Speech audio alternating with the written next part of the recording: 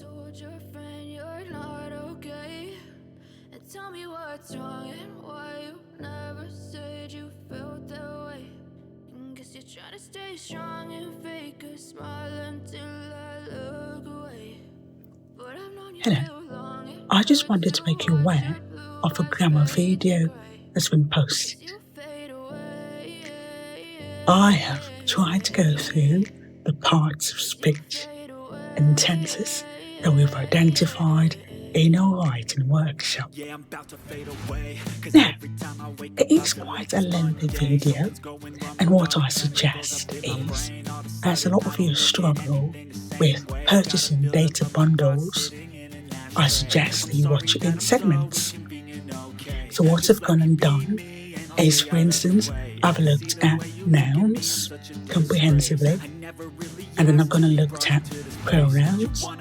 And so what you can do is, when you finish revising nouns, you might want to make a note of where you are and then come back to the video at a later stage. Oh, and don't forget, what I always say is, there is no vocabulary without grammar. So, if you want to perfect your skill as a writer, what better place to start than with grammar? Ladies and gentlemen, if you do have any questions and if there's anything I've omitted, please make a note in the comment section and I'll get back to you.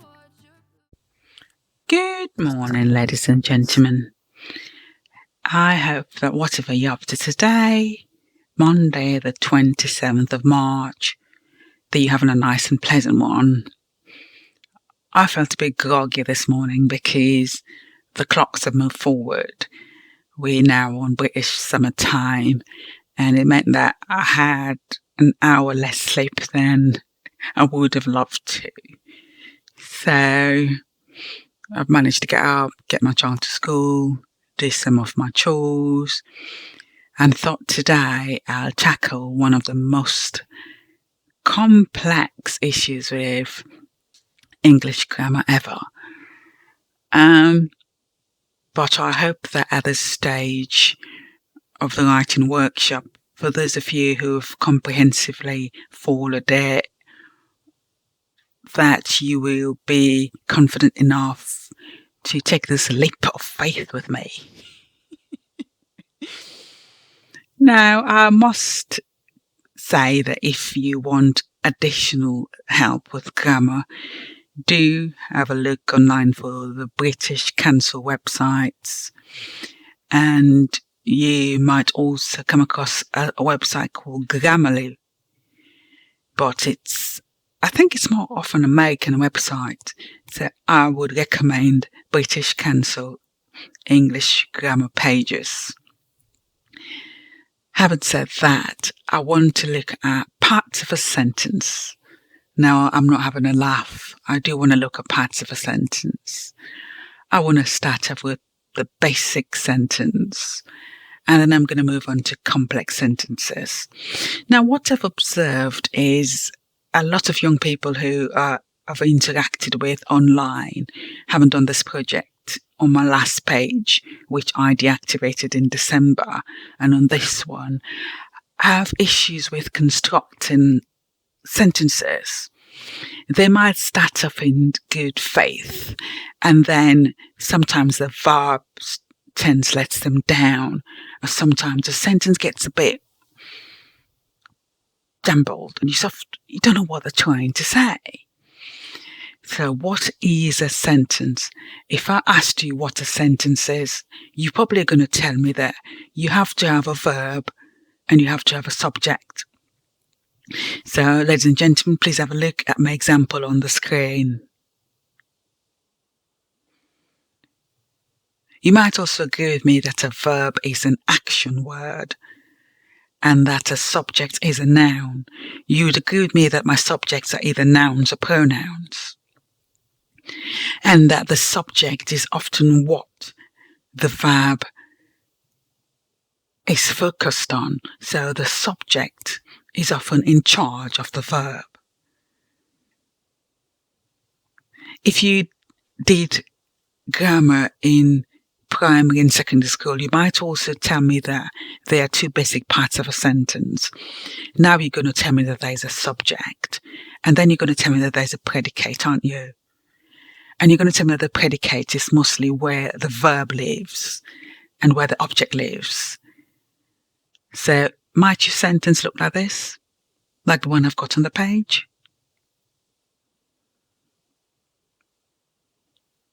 I'm going to give you a basic sentence, and I'm going to look at how we can split it up.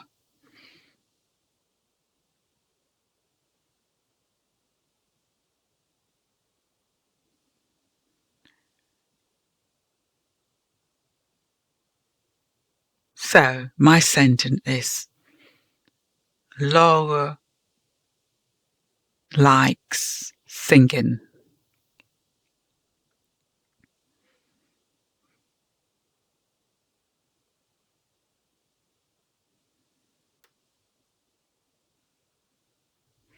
I've sort of started at an intermediate level, haven't I?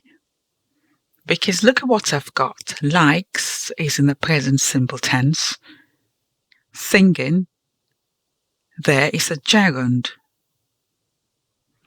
An ing word without an auxiliary. It's actually a noun, isn't it? I've put it in the object position. So look at my sentence. Look at my subject, look at my verb, and look at what I might call the object.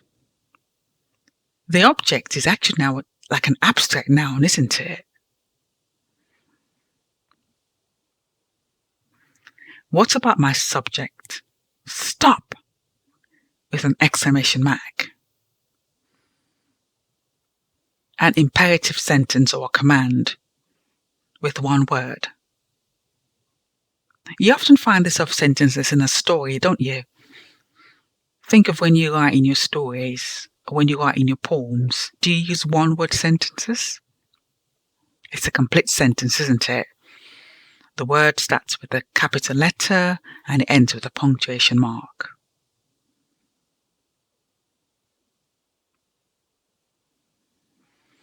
I have started by adding an object already to my sentence. I'm going to use an object which is easily identifiable. Mrs. Kamara cooks cassava leaves every Monday. Mrs. Kamara cooks cassava leaves every Monday.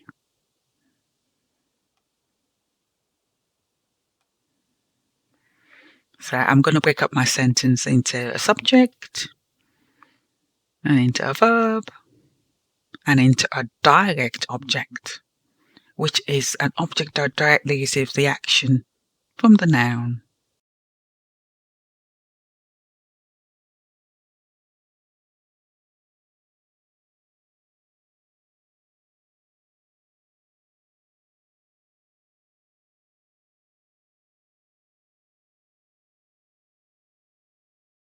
So, ladies and gentlemen, I had to pause right in the middle of a recording because it was my mom in London asking me how I was. So, I think before I was interrupted by her telephone call, I was talking about direct objects. And I said that a direct object is what receives the action directly from the subject. So, the action that the noun or the pronoun that's in the subject position performs affects what's happening with the object directly. It receives that action. Please have a look at the sentence on the screen.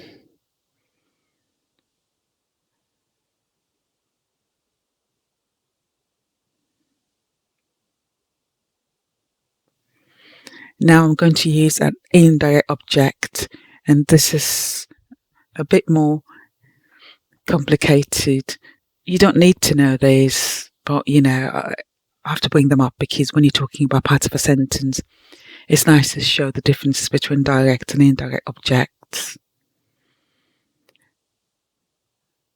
Mrs. Kamara cooks me cassava leaves every day.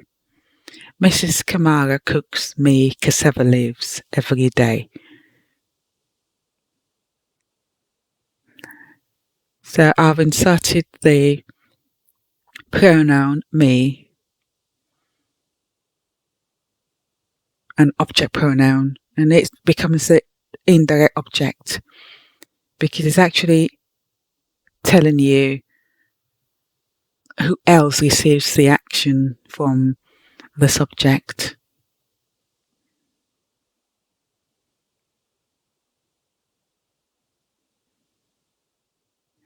You might find indirect objects between the verb and a direct object. Please have a look at the example on the screen.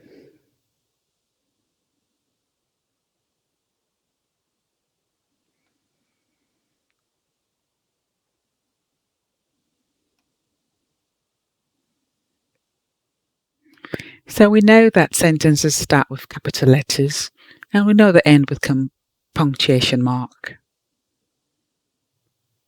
We know that in complex sentences like this one, what if I use something that's in the bracket or parenthesis? Let's look at punctuation there. So again, I'm touching on punctuation now, aren't I?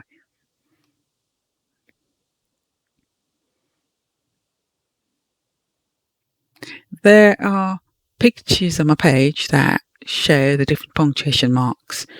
I'm going to try and post another picture today that tells you what they do as well.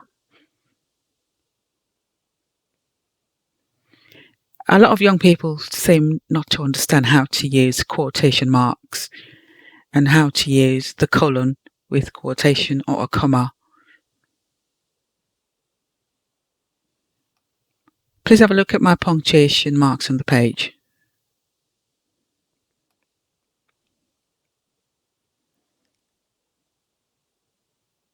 I want to move on to types of clauses, ladies and gentlemen. A clause. So, what is a clause? And how is it different from a phrase? Please have a look at the screen. Are you going to agree with me that every sentence has a subject and a verb and an object? But if you were to write simple sentences, wouldn't your story be very boring? I have been sent some stories by some emerging writers who have just only written basic sentences. So if you just written something like this, my aunt said, where are you going to find a job? My aunt said, don't be silly. My aunt said, are you joking? These are basic sentences, aren't they? And a lot of emerging writers write like that. You're going to see why there's no way on earth you're going to get yourself published if you write in such basic sentences. We're going to start looking at what a clause is. A clause is a group of words that contains a subject and a verb. Sometimes a clause is a complete sentence on its own, but other times it needs help from another phrase or another clause to complete its meaning. We have looked at conjunctions on this page, and we've looked at how we link clauses and phrases or two clauses with conjunctions. I'm not going to go over conjunctions today because they're already on the page. And the thing is, if you're going to look at parts of a sentence, if you're not careful, you could spend 24 hours talking about it. I'm basically going to look at the structure today, and everything else that goes in the sentence, guess what, ladies and gentlemen, is on our page. We have looked at nouns, we have looked at verbs, we have looked at pronouns, conjunctions, adjectives, adverbs, prepositions, articles, and I've just brought in punctuation marks as well today. There is a wealth of resource on this page. A lady was being cheeky with me last year. She said, oh, you need to learn how to run a poetry page. And I said to a lady, this is not a poetry page, it is a platform. because what you get from this platform is not what you get on other proxy party pages, where people just share the badly and ungrammatically written poems. This is what we call a platform. We call it a writer's hub. In the United Kingdom and in America, we call this sort of page a writer's hub. A writer's hub is where you would find help with grammar, help with different genres of writing. You might find writers with different abilities. Some might be emerging, some might be published, some might be on the way to getting published. And this is very much a writing hub that I hope to create. And as we welcome more and more writers from different parts of Africa, I hope that as time progresses, we would have one of the most respectable platforms where people that want to look for emerging African writers and established African writers, can come and source writers from. So what is a clause? We have two different types of clauses. We have an independent clause. It would have a subject, it would have a verb, it would make complete sense. St. Joseph's School finishes at 2:30 p.m. St. Joseph's School finishes at 2:30 p.m. You might think, well, that's a sentence. Well, that's an independent clause. Because I'm going to say, St. Joseph's School finishes at 2:30 p.m. but Emanuela gets collected at 3 by her dad. So what about my conjunction but? Has it linked to clauses? Ladies and gentlemen, please have a look at my independent clause on the page. Now, what about if I have a clause that is not a standalone one? What about if I had a dependent clause? If I had a dependent clause. Do you also know it as a subordinate clause? Depends on where you learned English. Either phrase is correct and they're used interchangeably. So, dependent clauses might support an independent clause or a phrase, and usually they add more information. So I'm going to bring in my conjunctions here again. And just need to remind you at this point that conjunctions have been described on the page and been defined at length. And if you were to search up conjunctions in the search bar on the page, you might come across the various articles and videos that have been posted.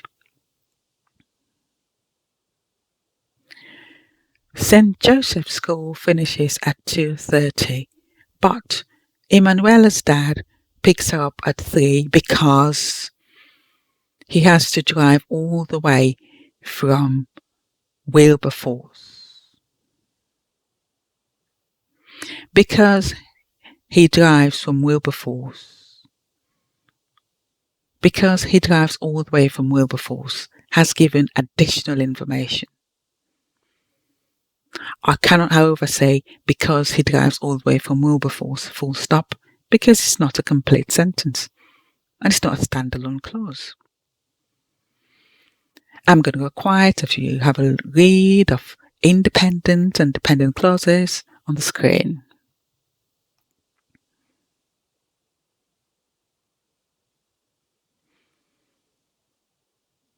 Do you see how I brought in my subordinating conjunctions? Do you see how I brought in my different types of conjunctions that I discussed earlier on in the writing workshop?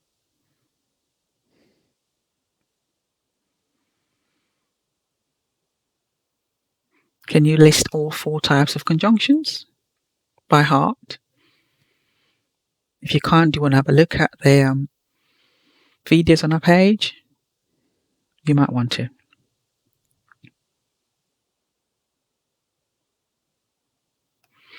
So, what have we looked at so far? We have looked at parts of a sentence. After the subject might be a noun or a pronoun. I gave you a subject that had an abstract noun. Have I given you a subject, a sentence even, that has an abstract noun? I gave you a sentence that had an abstract noun. And then I looked at verbs. And then I said a verb is usually a part of the predicate. We have looked at direct and indirect objects. Don't worry too much about the grammatical name. All you need to know is how your sentence should work.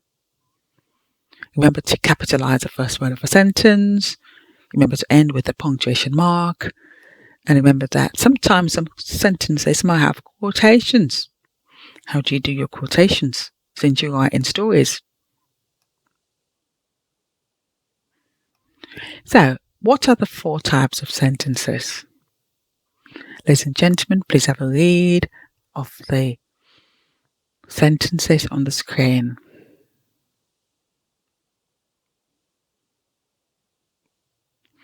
We can use clauses to combine different structures to form different types of sentences. You might have a simple sentence. You might have a compound sentence. A simple sentence might just have one independent clause. A compound sentence might have 2 or more independent clauses. I've been sent some stories that are basically made up of simple sentences. So how are you going to write just using simple sentences? It ain't going to work, is it? Please have a look at my compound sentences. How much you use a comma?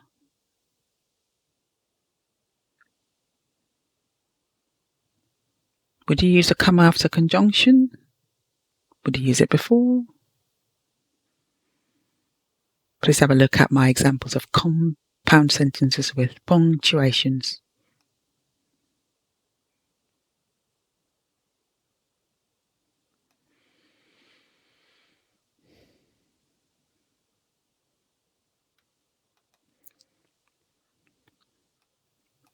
I cannot talk about clauses without briefly mentioning phrases. So phrases are groups of words that would not stand alone and make sense semantically. Much of what I say you can find on the British Council website. So if you Google British Council and you look for where it says learn English, predominantly that's what I use. So let's look at different types of clauses here. I want to break down a clause to show you what a phrase is. In a clause, you would expect to find a noun phrase, which is the subject, and you might have a verb phrase. So you're now going to tell me that phrases make up clauses, and you're going to tell me that clauses make up sentences. If you do that, if you said that, then you're a very clever person. Please have a look at the structure on the screen. So let's divide this into a noun phrase. Let's say the football team won. I'm going to divide the phrase, the football team. I'm going to separate it from the verb phrase won.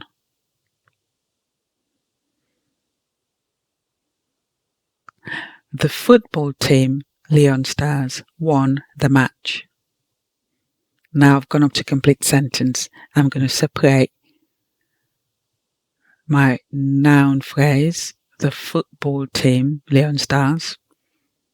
I'm going to separate it from my verb phrase, won the match. Please have a look at my examples on the screen.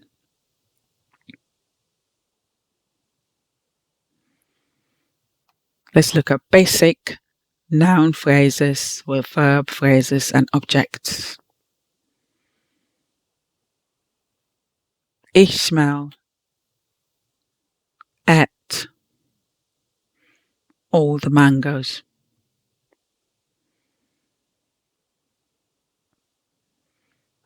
All Imagine writers are learning English grammar. Please look at my examples where I have separated different parts. I'm broken their sentences up into noun phrases, verb phrases, and object.